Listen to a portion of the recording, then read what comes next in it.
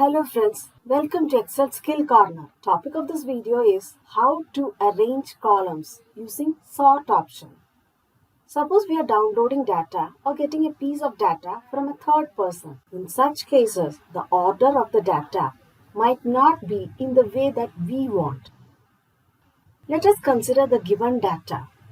Let us arrange state in the first column and population in the second column.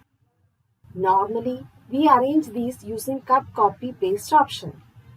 Let us arrange it in the order we want. First, we shall put the numbers in the order that we want the columns to be on a row above the table. Now, we shall select the whole data, including this row where we have put the numbers.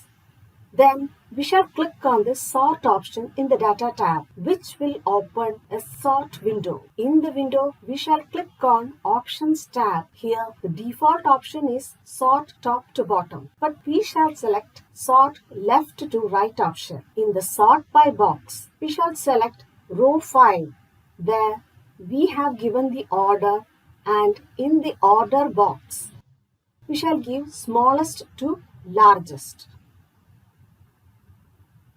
On clicking on OK, we can see that the data is arranged in the order that we want.